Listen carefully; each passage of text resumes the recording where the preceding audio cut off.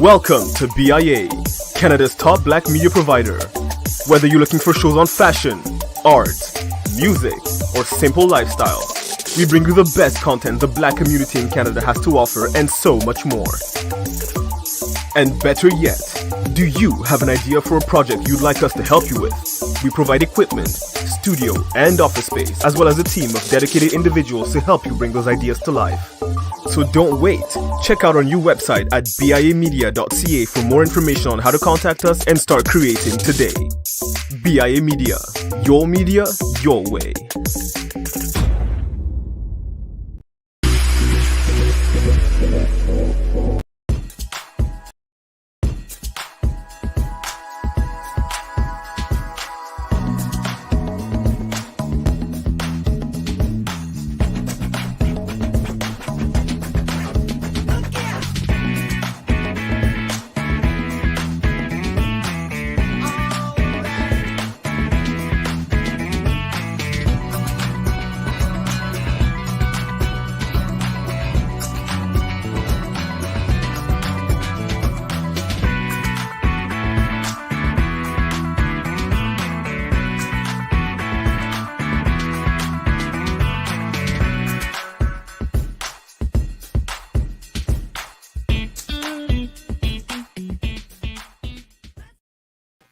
What is up, everybody? It's Dr. Vibe here, host and producer of the award-winning Dr. Vibe Show, the home of Epic Conversations. And I'm the host of Epic Conversations, 2020 Best Podcast News Award winner, 2018 Innovation Award winner given out by the Canadian Ethnic Media Association.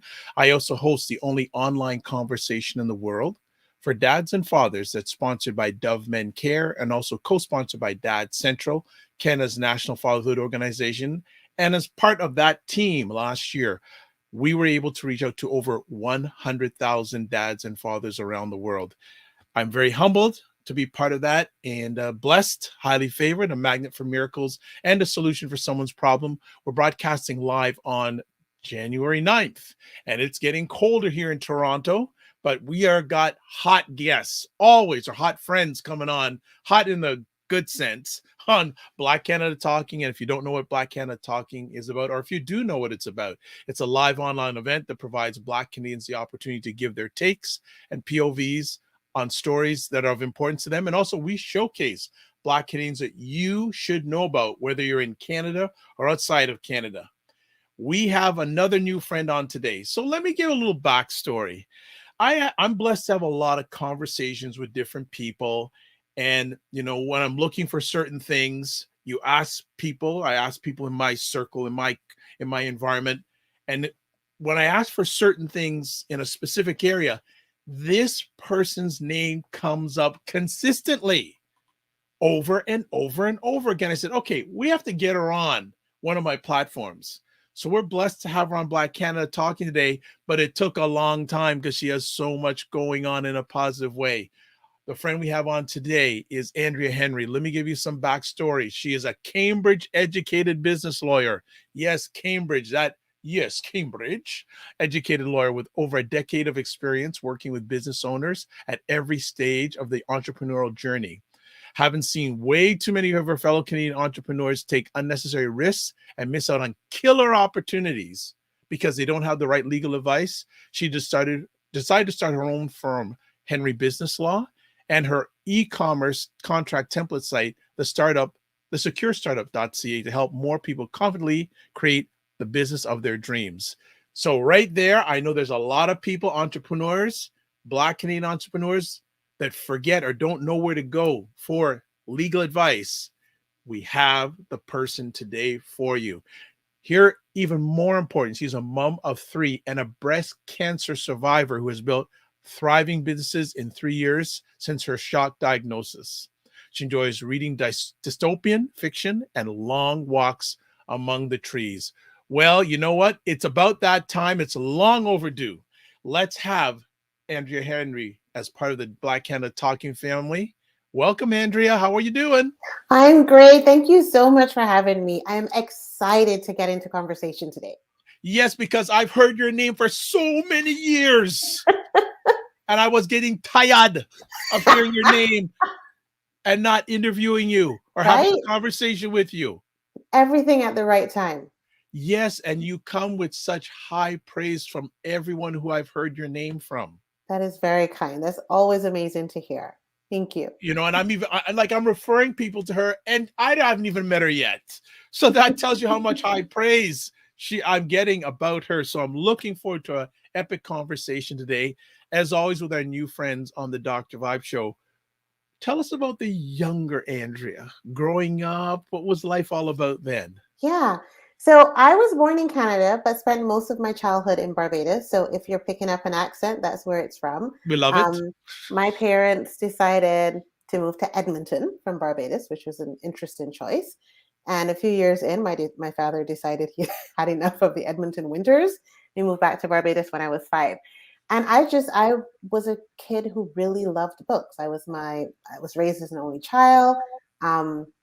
Wasn't really a big people person when I was little, but I loved books. And books were a way that I could experience different cultures and different places, even though I couldn't get to it. And I was always fascinated by culture. So before law was ever a possibility, I actually wanted to be an anthropologist because Whoa. I was just fascinated by, different societies and cultures. But I also don't like insects. And when I thought about it, a lot of the anthropologists that I knew Yeah, had that's not a gone good fit. Not a good fit. gone and spent time in the jungle. I was like, yeah, maybe not, maybe not. But I also like reading and I loved writing. And so the suggestion was made, you like that, and you also kind of like to argue a little bit. Law's a good, law's a good fit. And so that's how I got into it.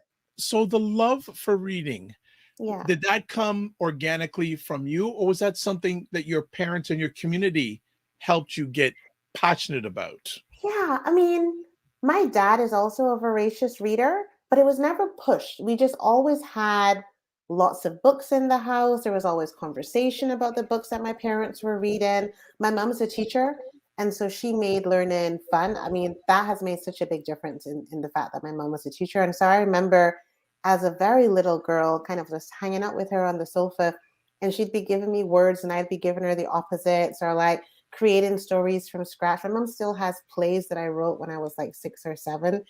Excuse me. Hold on a second. You did what or six at I six mean, and not seven? plays that would be, that people would actually Yeah. perform, but my version of Yeah. plays. But yeah, I think it was just a really rich literary household. So it was never a you've got to read or you have to read this certain number of books. It was just something that came about. Also, I grew up in the 80s. Before internet, we had one channel. I wasn't an outdoorsy kid or really that into sports. So like Yes. that was kind of the only other thing that piqued my interest. Wow. So education, reading foundation, uh, was school fairly easy for you? Well, I'm not talking about university yet, but high school, Yeah. public school, was that an easy thing for you? Yeah. So the Caribbean education system is very much based on your ability to remember, right? So Yes. it's been interesting because my children obviously are going to school here in Canada, and it's really been interesting seeing the difference. So here there is much more of a focus on like innovation and coming up with your own ideas.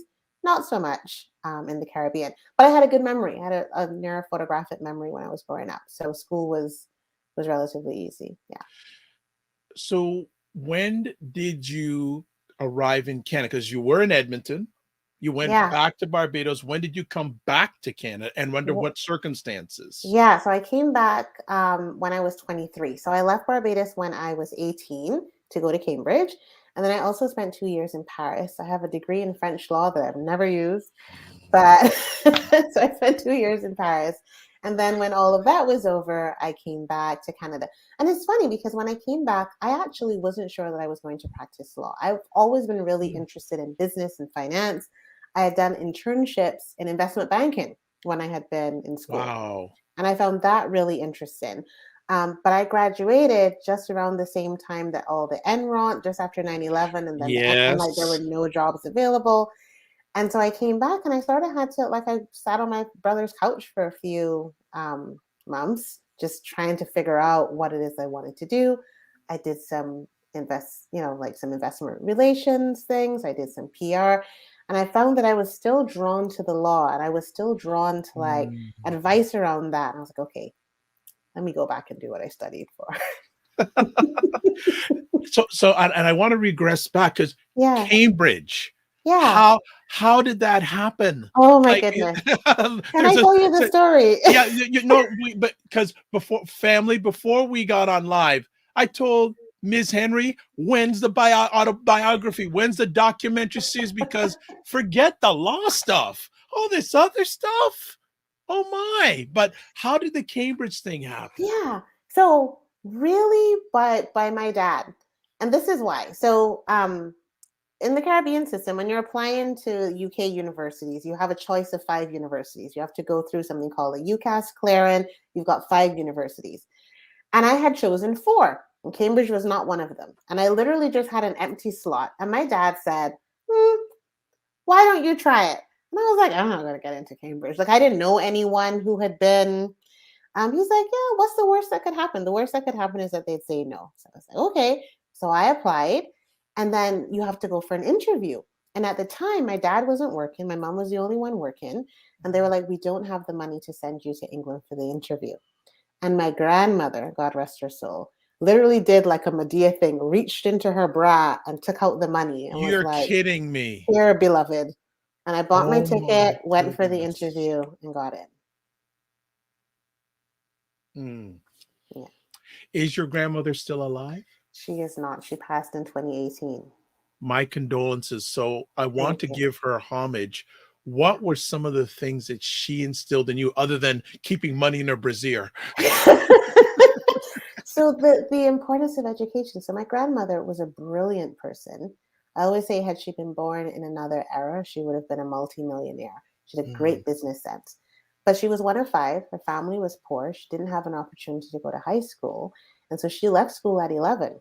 She worked as a cook in a rich white lady's house. And she had my mom, and she insisted, like, she made sure that my mom went to the best possible schools that she could on the island. And so we went from maid to teacher to lawyer and business owner in 2 generations. And that is solely due to my grandmother's love for her family and always pushing us to do better, and the focus on education, using that to improve yourself and your lot in life. What was her name? Rosalind Elizabeth Maitland. Well, we hail her up. Thank you. Thank you. And thank you for asking about her. She's No, very dear to me. Yeah, I can Yeah. tell, I can feel it. Fantastic. Yeah. So where were you, and do you remember the moment you got accepted into Cambridge? Yeah, so they give you a conditional acceptance, right? So they're like, we'll accept you once you get your results. And so that was, I think I'd gone for the interview maybe like November of the previous year. And then the results, I had the exams and the results weren't out until like August. And I remember just being like, I, did my best for the exams. And my mom, who's a teacher, had lots of contacts with the Ministry of Education. I think it's Okay. long enough that I can tell this story. She won't get in any trouble now. But she had her little like connects inside. So as soon as the results came back, even before there were public knowledge, her friends told her that I'd gotten all A's in my A levels. And so she came to me, and I remember I was lying down on her bed, just taking a nap. And she said, you did it. You did it. You did it. And she woke me up, and it was a great moment to see like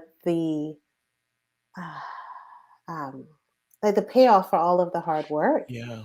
And then I'm just really happy that my grandmother could see it, right? Like Wonderful. everyone in her church was talking about it. Like it was a big Wonderful. deal in the community. Nice. So it was really great to see that effort and that sacrifice, and for her to be able to see the fruition of that. Wonderful. What was education at Cambridge like, and what did it feel like graduating? Yeah.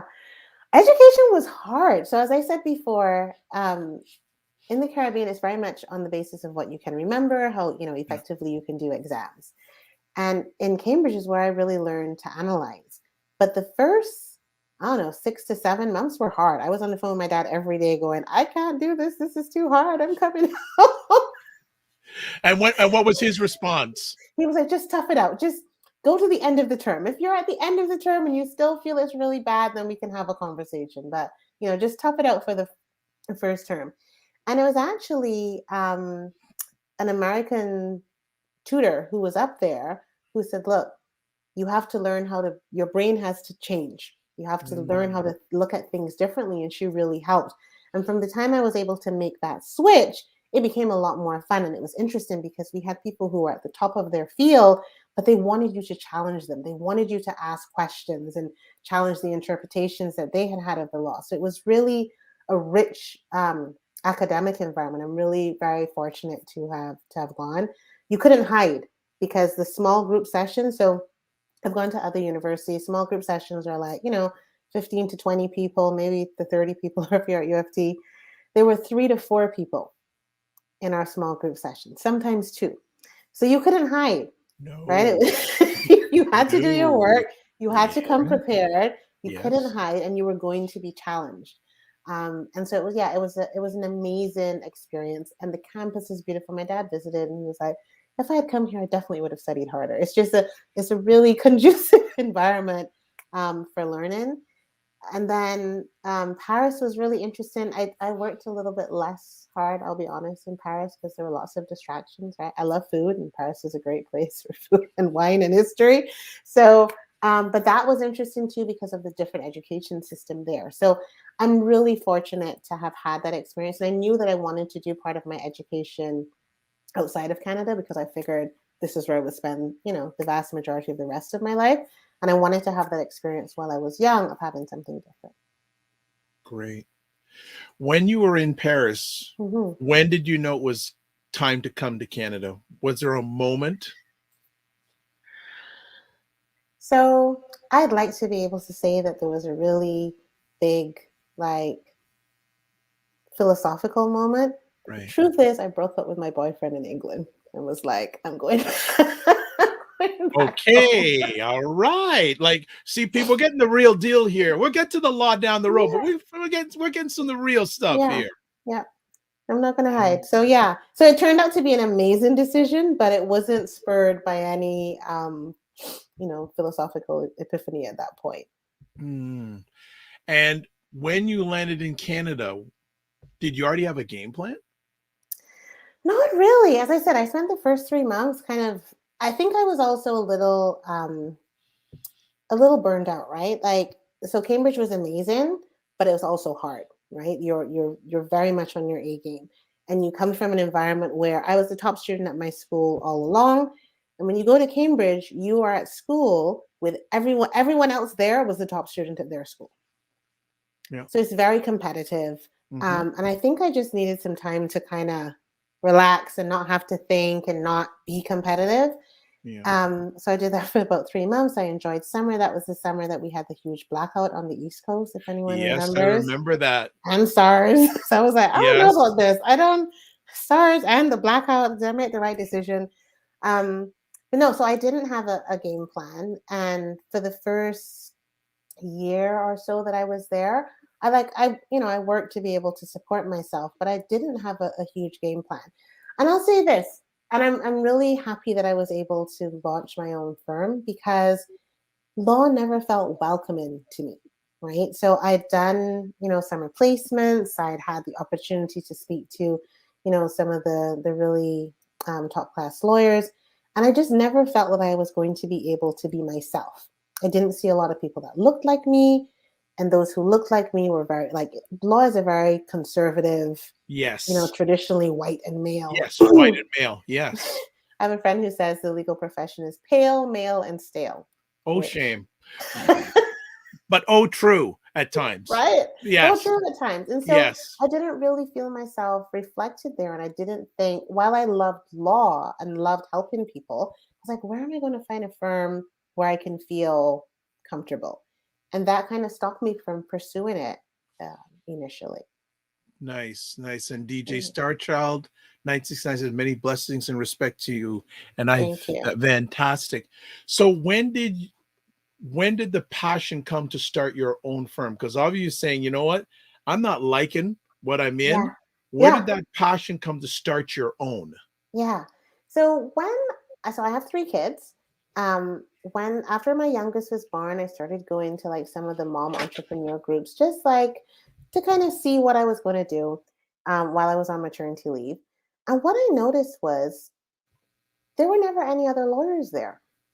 And I was speaking Mm. to women, a lot of Black women and other women of color who had great businesses or great business ideas. And a lot of the stuff that was holding them back was the lack of access to good legal advice. And when I asked people why they weren't working with a lawyer, I thought that the answer I was going to get was that it's too expensive. I thought that was going to be the main answer. And I got that sometimes, but that was not the majority. The majority of it was similar to what I had felt. The profession didn't feel welcoming. People were talking down to them and being condescending. People weren't taking the time to, to understand their business. And they were kind of dismissing them as not serious business owners. Right. And that's when I realized, okay, these are my people and these are who I need to serve. And that was the impetus to start my own firm. I like that. Find the need and fill it. Don't find the need and kill it. Yep. I like that. I'm going to write that down. That so fantastic. So you have this idea, you found your market niche. What was your next step? I borrowed money from one of my mom's friends. I did a business plan. I was like, this is what I think is going to happen. This is the size of the market. This is where I think it's being underserved, but I need some startup capital. I need to buy some office furniture. I need to, and I need the first few months Sure. while I'm not going to be working or not going to be necessarily earning that much of an income. And she was like, yeah, sounds like a great idea. And that was it. I started doing lots of networking, and I am an introvert, right? Like I love nothing more than to be in my room with a book, but I had to learn how to network and the way how I was able to do that. So people who are naturally very gregarious, such as yourself, find it easy to talk to lots of people. I don't. So what I learned was if I approached it from the point of service and if I approached it from the point of trying to make a genuine connection. So when I went to networking events, it wasn't trying to like hand out my card to as many people or even ask people for business. It was there's got to be one or two people here who I can vibe with. And let me just find those people and let me find out if there's anything that I can do to help them. And then I would follow up, right? Like I had very little marketing budget. So my marketing was I would go to these events and then I would follow up. And I would follow up with a card and brownies because I like to bake. And so I would send Oh, so people oh, sharing thank all the you. secrets. I know what I'm Yeah. going to be asking for. Okay. And it was a way to kind of stand out in people's minds. And I think it was Yes. also because I wasn't trying to do a hard sell. I really, as I said, I've always been fascinated by business. I love working with entrepreneurs because entrepreneurs are the people that move the world forward, right? Like every time I have a new client and they're like, okay, so what I plan to do is, and I'm like, what are we doing? What are we doing now? I'm so excited because there's always some new thing, right? Some new Yes. market that someone hasn't thought of or some way of doing things that someone hasn't thought of before. So I was genuinely interested in people's businesses. And I think people felt that Yes. and wanted to work with someone who was as excited about their business as they were. And so that's how it got started. I absolutely love it because I really emphasize with entrepreneurs, don't be transactional, be relational. Absolutely. 100% agree with that. That's so because if someone sees it, I can imagine, I'm sure you get stories from potential clients and current clients of previous experiences Oh, they've yeah. had with people in your profession. And because you have the passion, you care Yeah, exactly. because And that's the you want to difference. see them win. That's it. I want to see them win. I work mostly with entrepreneurs who don't come from a long family history of entrepreneurship. So, women, people of color, people who have traditionally been excluded from it. I want to live in a world, and I want my children to live in a world where more of us have economic power. Like, I just think that world's going to be better, right? So, when you give money to women and people of color, we reinvest it in our communities. Like, we do good things with it. We don't fly off to space for 10 minutes, right? So, Mm. I very much want to see us win. One, because I do like, want to see other people win, and also because that's the world that I want to live in. And so this is my little way of helping to contribute to that. So which one of the two entities started first? The business law or the Henry start? Business Law. Henry Business Law started first. And then Okay. the Secure Startup. So Henry Business Law started in 2018. And then I launched the Secure Startup right at the beginning of the pandemic in 2020, March 2020, right as everything was going into lockdown. But it grew out of, so for many years, I had heard clients who weren't quite at the stage where they necessarily needed one-on-one legal work or who had the resources to invest. And they were like, well, we need something. And people were buying templates from the States, which are completely Oh, not useful for Canada. And I was like, no. why are you doing this? And they're like, well, there's nothing available in Canada. And initially I was very resistant. I was like, no, you should come to a lawyer. And over time I was like, there's no point just being upset at it. Like, try to find the solution. And Solution to their so problem. that's it, right? So the Secure Startup grew out of that. Some of the key things that I had an issue with online templates were they weren't for Canadians. So these are specifically designed for Canadians. They weren't industry specific, because if you're running a business as um, a videographer is different from a coach, is different from a salon owner. Your industry has really specific needs. And I found that a lot of the templates out there were just really generic. And what might be useful for one business is not useful for the other. So I wanted them to be industry specific. And I wanted them to come with guides. Because if you just have a template and you don't know how to fill it out, you're actually sometimes in a worse situation, because you feel that you've got this solid contract and you don't really. If you've got time, I want to give you a really quick story. No, no, no. This is We're your good. show. Go ahead, man. We're just steering the ship. You're giving knowledge bombs and doing a master class. So go for it.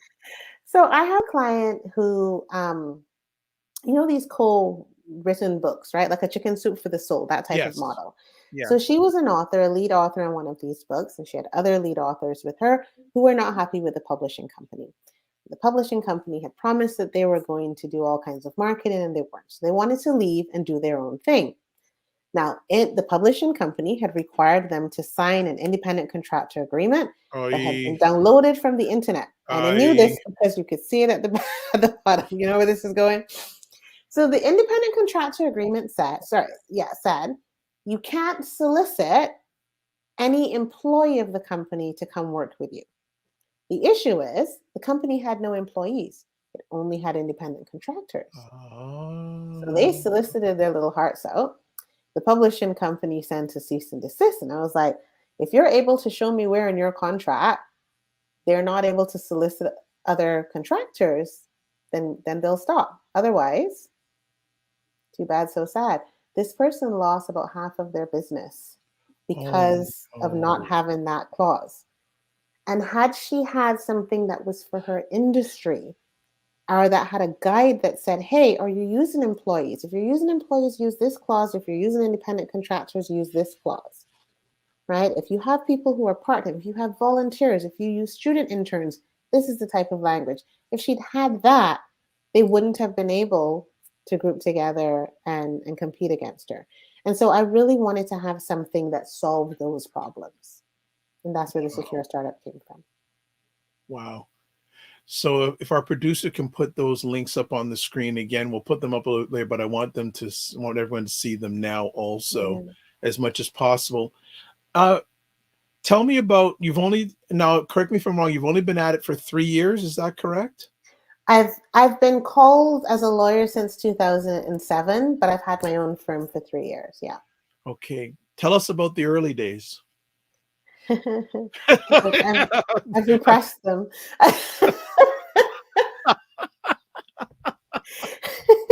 No, I just we were actually, I think because I had done my homework and because I was very intentional about who I wanted to serve, I didn't take on everyone, which is really difficult when you're starting and you've got all the bills piling up. But I didn't take people that I didn't feel a good connection with. I didn't take, family and immigration and other types of things. I really wanted to focus on staying true to entrepreneurs. And I think that really helped because I got to be known a lot more rapidly in entrepreneurial circles. So I hit 6 figures in the first year. Okay. Say that again. I hit 6 figures in the first year of Henry Business Law. How did that feel when that moment hit? It was amazing. And that was the year that I was going through my cancer treatment. How So come it was you a like really how come you like life so easy? it's that there's cancer. Like I was going, how are we going to fit in the cancer? You just dropped it, but how were you Yeah. able to, I'll parking lot that question till later because Okay.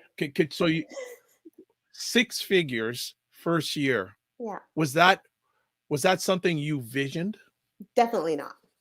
Definitely not. At the end of the year, when I realized, like, I was in a bit of shock, and I prayed and I was thankful to God, and I did a little happy dance and Yeah. got down to planning for 2019. I actually went to my bank manager. I was like, "Hey, look, see this happened. Can we get some help? We want to expand." Oh, so they've started paying attention to you then? They started paying attention Yeah, what a after. thing, eh? Yeah. So, Wow. but yeah, I really do think, and I will say this, and I'm not a coach, I'm not, promoting any one person, but I have found mentorship, coaching, like the advice of people who have gone before you and who sometimes can see things that you cannot has been invaluable. And I think one of the reasons why the business has done so well in such a short space of time is because of my willingness to invest, right? Like, I've invested in coaching, invested in media and marketing. Like, you have to be willing to believe in your dreams. If you think Mhm. you've got an amazing idea and your business is going to go, you have to be willing to kind of put your money where your mouth is. And And your sometimes actions. that's it. Yeah. Well, this is the thing. Committing money will help you get your actions in gear really quickly. Mm, I found.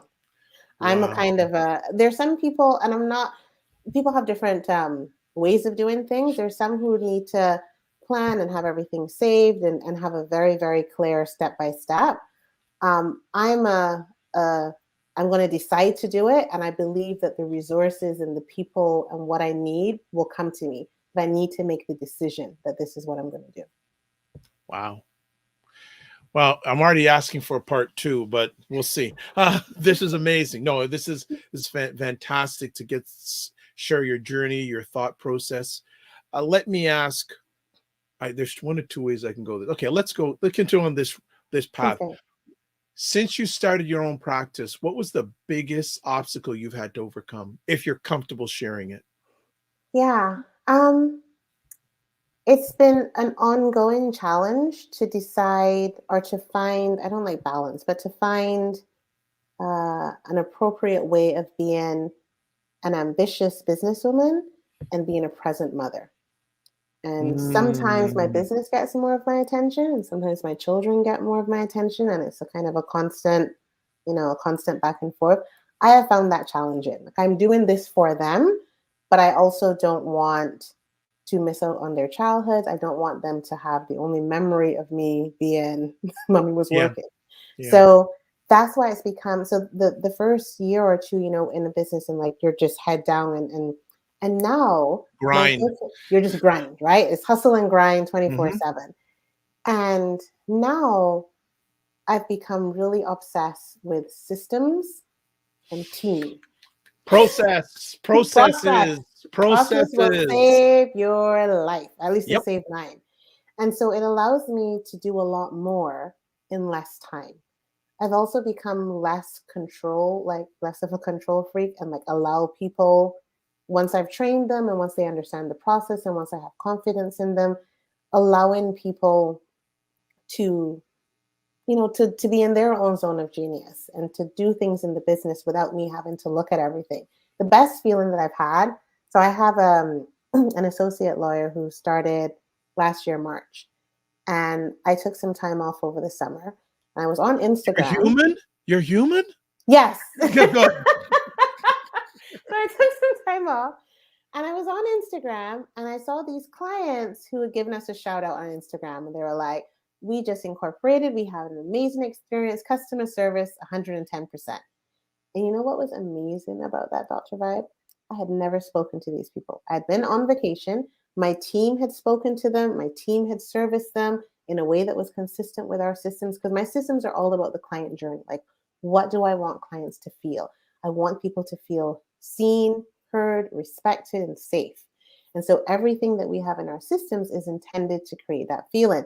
And it was very like, it was one of the best feelings to know that I could leave and not have eyes on it and not be working in it.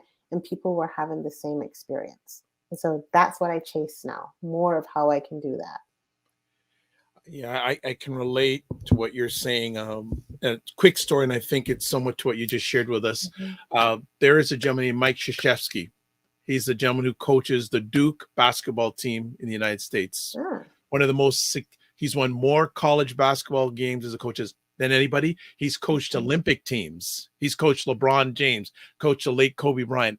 So many people respect this man. In a number of years, I had a chance to hear him talk. And he spoke for 3 hours. He only spoke 15 minutes about basketball. The rest of the time was about dynamics, leadership, etc. And someone asked a question that I've never heard this answer given before. And someone asked him, Coach K, when do you know you've done a good coaching job? And he says, when my players are coaching each other, I know I've done a good coaching job. So similar to what you just said to your story, your team together made that happen. You had nothing to do with it. That's it. You made that, you created the environment and they ran with it. Exactly. And that is the real feeling of satisfaction and accomplishment, and like, okay, more of that. And you create, like, I really have tried hard to create the workplace that I wish existed when I was first out of school, right?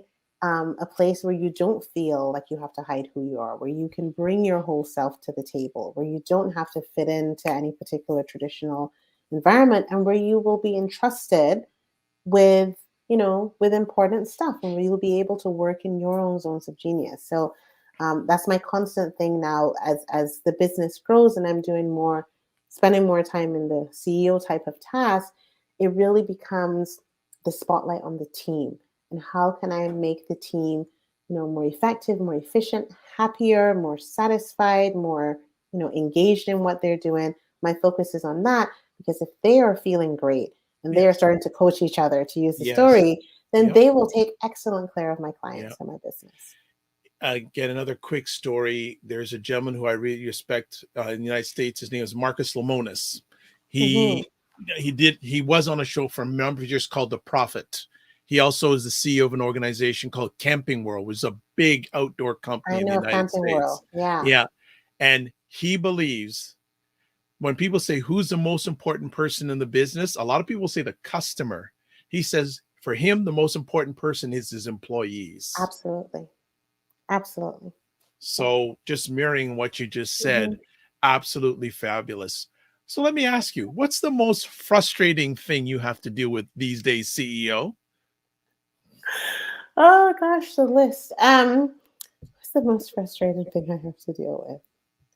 Honestly, that's probably it. When I first started,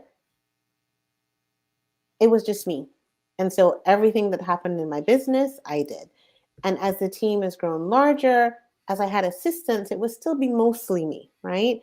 And so some of the frustration is probably not the right word, but the challenge has been in ensuring that my clients and potential clients can see that, hey, this is the framework that I follow. I've now trained other people on this framework. Everyone's going to have the same consistent experience, but you're not necessarily in every case going to spend the whole experience with me. And that is a work in progress in making sure that we can communicate that effectively. And also that I can stop myself from reaching back in and taking tasks that I supposedly delegated, right? So and my team knows, and I've told them, like, if I'm doing it, you are free to say, Andrea, I thought that I had this, right? Because I'm learning how to let go as well. So I say that's the area where I'm really being pulled to grow. What do you love most about what you do these days? When I hear a client's successes. So a client sent me, let's see if I can find it. I wasn't answering. A client sent me a DM the other day, and she said, sometimes I look at my life and I'm like, how did my life get to be this awesome? And then I think, oh yeah, Andrea, which is not true. It really is her. But I'm happy that people think that I've had that impact. This is a client who I met her maybe the first year when I had launched, and she wasn't even a client at the time. She was thinking about leaving her job because she was complaining the whole night about the job, and I was like, hey, this is a fixable problem, right? Like you can leave this job and do something that you really want. And 6 months later, she called to say, that she followed the steps and she'd left. And she just brought on 5 additional people in her practice. She is growing at an Wow. amazing rate, is home every night for her children. That was one of her big complaints. In her previous job, she wasn't having enough family time. So that makes me happy, right? When I see successes, and I see not just successes like financially, but like the fact that people are able to take time off, like genuinely take time off from their business because of the frameworks that we help them put in place, or that their children are happy because every Friday night now is movie night and mom's not on the computer, because now there are systems and contracts and team in place that can take care of those things. That's the most rewarding thing to me. Okay. What is the best piece of advice anyone has ever given to you or given you? I've received a lot of good advice over the years. Well, you can pick one. The most kind of mind altering was from a coach who said to me, I was wrapping myself in knots over a decision. And it was something that I really didn't want to do, but I felt bad about it. And she said, I don't want to, or I want to is a good enough reason. Okay. And I literally had to go lie down after that because I was like, what? But Wonderful. It was liberating. It was liberating. Nice. So I think that's the best piece. And don't worry, people, we'll get some entrepreneurial tips before we finish. But we want to find out about energy. We're going to twist her legal arm a little to see if we can get her on again to get a little bit deeper dive. But we just wanted to have her share herself with you today, and the results are already there, folks. Don't worry, the receipts are there. Another conversation piece. If you were to do this over again, what would be the first thing that you would do? That's a great question. What's the first thing that I would do? I would document systems from day one. I think even when it was just me, even when there was very little help, if I had written down and had been conscious of what I was doing, it would have made it easier as I grew to be able to have those systems documented ahead of time. So that's what I would do differently. Okay. What do you love about what you do these days? I really am enjoying the business side of things, which is, I've always been interested in business, but I don't have an MBA, don't come from a long entrepreneurial family. I really am enjoying learning how to be a leader and how to coach the people on my team, how to create systems, how to do financial review, like how to be a financial steward of the business. The CEO aspect of it is relatively new, but fascinating to me. So I'm really enjoying learning about that. Are you a curious person? Always. I knew if I heard no about that, I go, okay, that doesn't make sense. Like the last 45 minutes, I'm hearing curiosity all over. Always. Listen, I got teased as a kid because I used to read the dictionary and read the encyclopedia.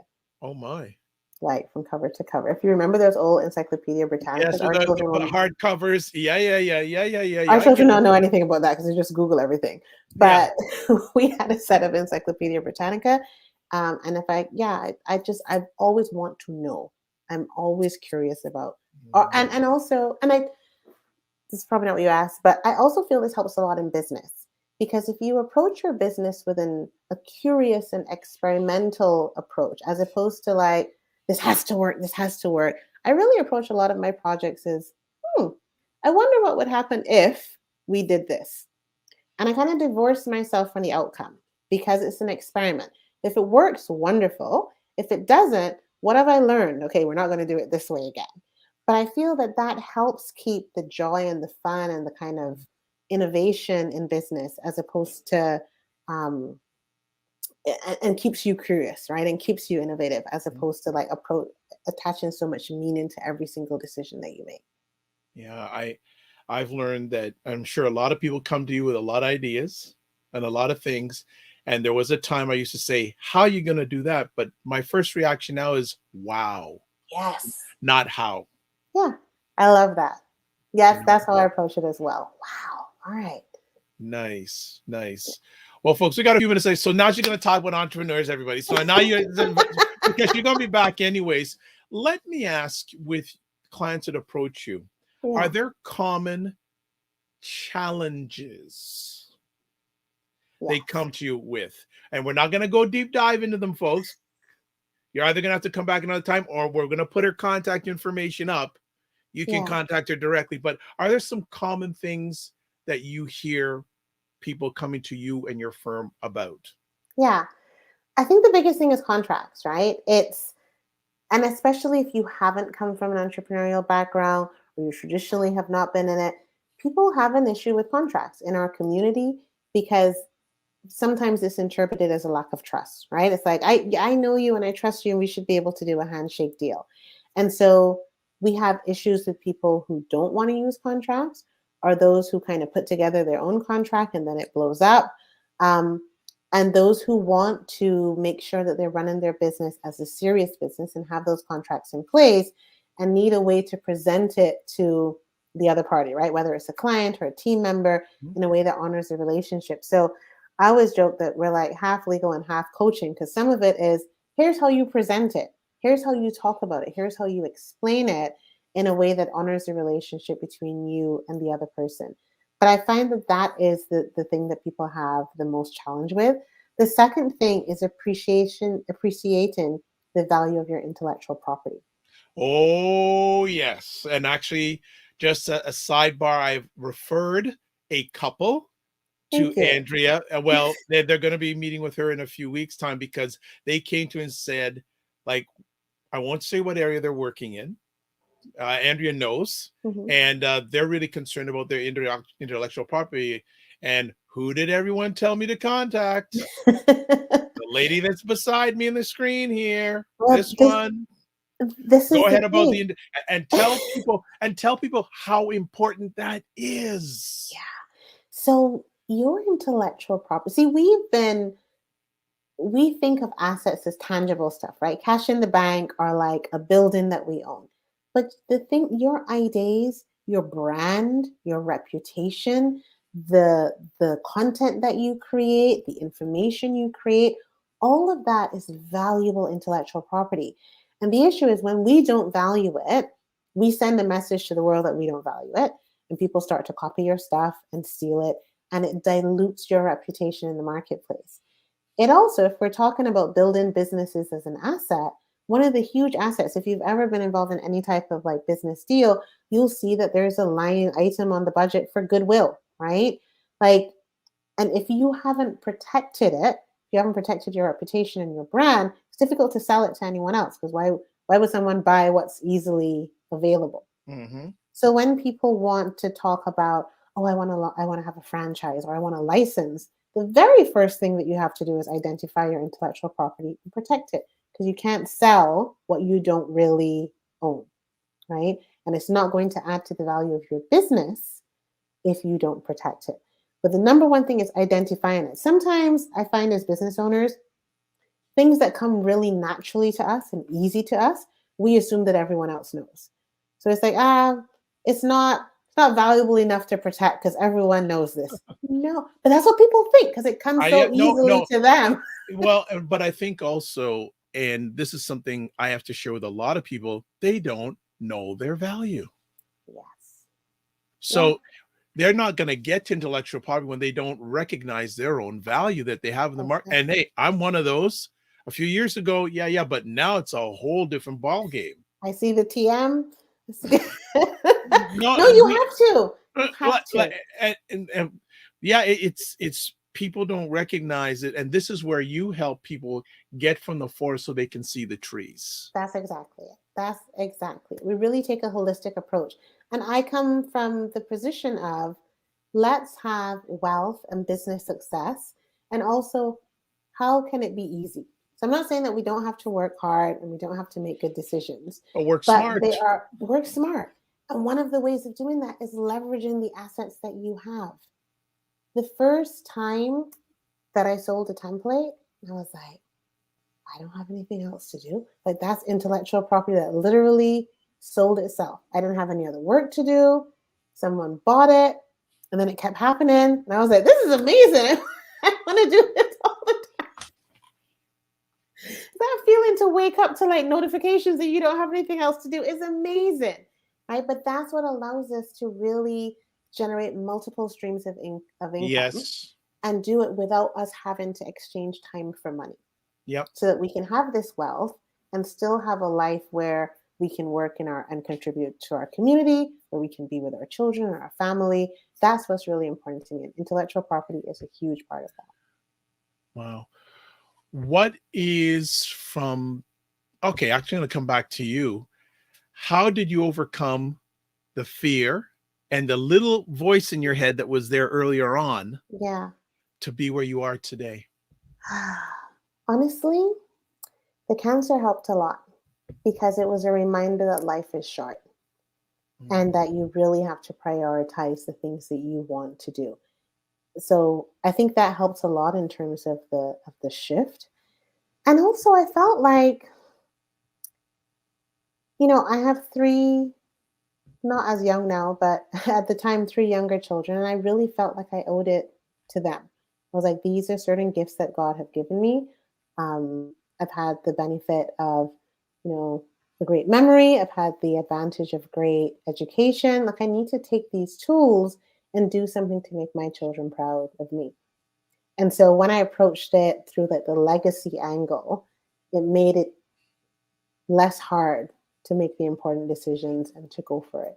And then also, success begets success. So the first time you try something and it works out, you're like, oh, let me try something else. And, oh, okay. And it doesn't always work out. Like there are things that I try that don't work out. But the more you learn to trust your own decisions and your own gut and go with that, I think it becomes kind of a self-rewarding thing and you start to trust yourself more. Intuition. And that's it. You work I'm that listening intuition. to it. Yeah. I do. Wonderful. Wonderful. I know you outlined things like intellectual property and things like that. Outside of that, is there one thing that, okay, actually, let me pull that back. What has, from your lens, the last 2 years been like for Black entrepreneurs? Oh my goodness. It's really been a mixed bag because there are some Black entrepreneurs, especially people who were online at the beginning of the pandemic, whose businesses just exploded, right? If you were already if you were already focusing online and you were able to fulfill those needs, I had clients who tripled their sales in 2020 Wow. because they were online and people now were looking online as opposed to them having to compete, excuse me, with bricks and mortar retailers before. But for other people, especially those in anything that required you to be in person, and we have a lot of people in the beauty industry and the restaurant industry Yeah. suffered heavily. Yes. Gyms, And anything, are continuing and to, are because we're continuing. in Ontario right now. Restaurants and gyms are shut down for another 2 Yeah, weeks. yeah, at least. At least, exactly, at least. Yeah. So it's been rough for people whose business it's been difficult to pivot. But even with that, it to me has been really heartwarming and encouraging to see people, okay, this is what's going on. I have to find a different way to generate an income.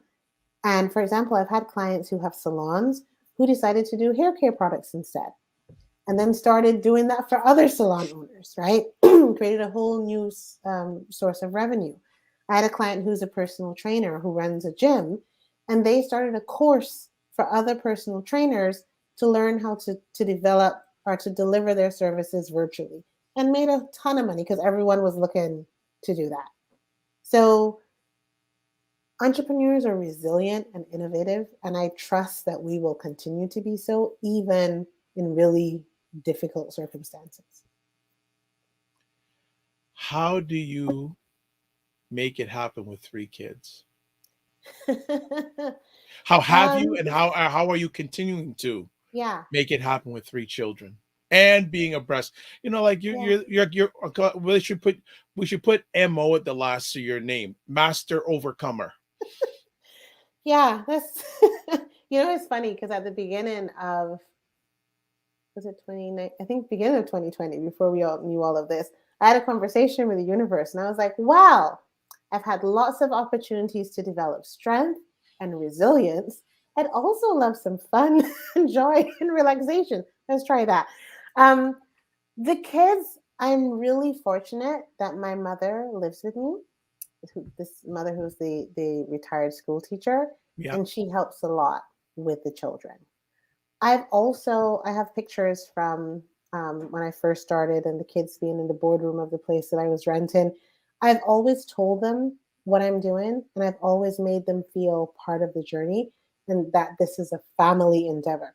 I may be the Good. one who's like talking to clients, Yeah. but this is a full family thing. And so, my oldest knows when they need to look after the younger one so that I can do this interview, for example. Like, it's a family pull together. Hmm. They came when we were doing renovations over the winter that you know about. They came and they were helping to like pull up the carpet and carry things out. Like, it's always been a this is for us, so we all need to pull together. And I find that that has helped. And also, they've seen the increase, right? They've seen what it was like when we started, and Yep. they've seen what life is like now, Yep. and they understand that they have a more comfortable life because of it. And so, generally speaking, not always, but generally speaking, they're willing to chip in. What from all your journey, professionally, personally, what is one hidden pitfall that you feel or you hear or see that prevents Mhm. people from succeeding? Self doubt, self doubt. Um, and it breaks my heart sometimes when I speak to people and I'm like, this is such an amazing idea. And they're like, you sure? You don't think so? But it's people who stay in situations that they don't really want to be in because they don't trust themselves to do what it is that they really want to do. And that to me is the sad thing because these are people who've been given great talents and gifts for this world, but whether it's because of family upbringing or society or culture or a long legacy from ancient days of what's happened to us as a people can conspire to make you feel that you were not good enough to do this. I remember when I quit my job, excuse me, my mom was like, my mom was not happy, very traditional Of Caribbean course. woman, and she was like, what, how You're are mad? you You're right, mad? how are you going to find clients? I'm like, I don't know, the same way how my boss finds them. They must be out there, right? But it's the belief that you are good enough and that you can do. I've always thought if I can see somebody else do it, I would not have been good. So like with President Kennedy and the Man on the Moon, if I've never seen anyone else do it, that might give me a little bit of pause. But if I've seen one other human being do it, I'm like, well, if they've done it, I must be able to figure out a way to be able to do it. And so that's what I really want for some of the people that I speak to is to develop that trust in yourself that you can figure it out. What's next? What's next in the journey? So there's some things I can't reveal yet, but there's some No stuff that's problem. going to be coming in March. Um, I really want to expand and to have more people have that experience. I also want to work with younger lawyers. So I remember what it was like coming out of school, not necessarily finding a place in traditional, the Canadian legal environment and not knowing what to do and getting really bad advice. Like, I mentor a few younger lawyers, and one of them was saying, oh, people tell us all the time, you should go work with some of the older lawyers and they'll give you the stuff that they don't want to do. And I know that's advice that they give young lawyers all the time. I think it's horrible advice. Why would you want to build a practice on the basis of what other people discard? But again, it's that belief in self, right? That you deserve really good clients as opposed to the cast off. So that's coming. Being able to mentor more young lawyers in our community and help them to be able to set up practices that are financially successful and also in alignment with their values. Any final words after the Andrea Masterclass today? um, I would say it's really important to be clear on what it is that you really want to do and not let outside circumstances dissuade you from the thing that you really want. Because it's been my experience, it might take longer than you want, but it's been my experience that when you truly want something and you admit to yourself that you want something and you think about it constantly, that you will receive the resources. You will see the path, even if it's not immediately available. The key thing is to be honest with yourself about what you really want out of life. Nice bow. Ladies and gentlemen, citizens of the world, Andrea Henry. Thank you so much for having me. The pleasure is so much mine. It has been well worth the wait. And folks, if you don't know, you can go on our site and get a consultation.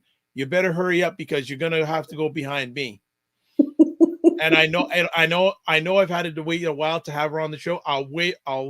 We're willing to wait for my consultation because get ready. The website, henrybusinesslaw.com. And there's also the other website that gives you the templates, the securestartup.ca.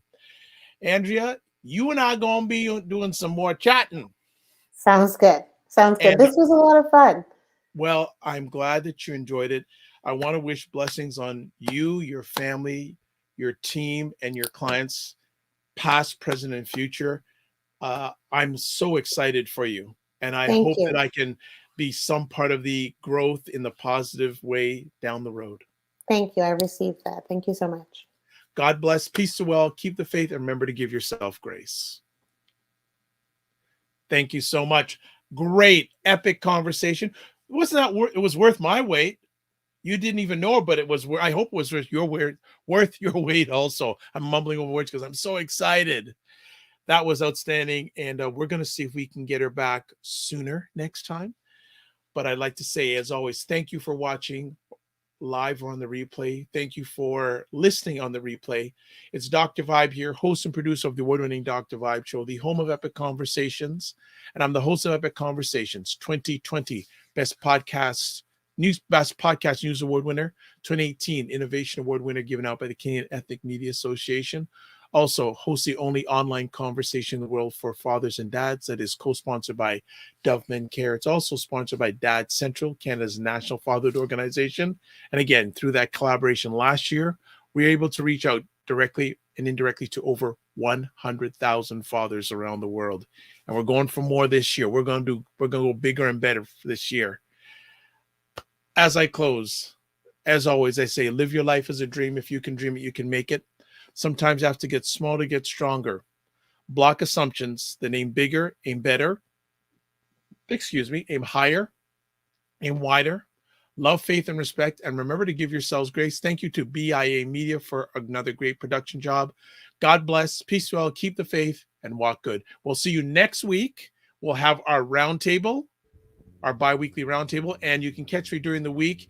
Follow me on Facebook or YouTube, The Dr. Vibe Show, 9 a.m. Monday and Friday mornings. Co-host The Morning Vibe with Ryan Knight from the Afro-Canadian Business Network. And then on Saturday evenings at 9 p.m., you can catch me hosting State of Things with Aisha and Jill, where they give their takes and thoughts on what's going on, mainly from a social political arenas, in the United States. God bless. Peace be all. Keep the faith and walk good. Bye, everybody.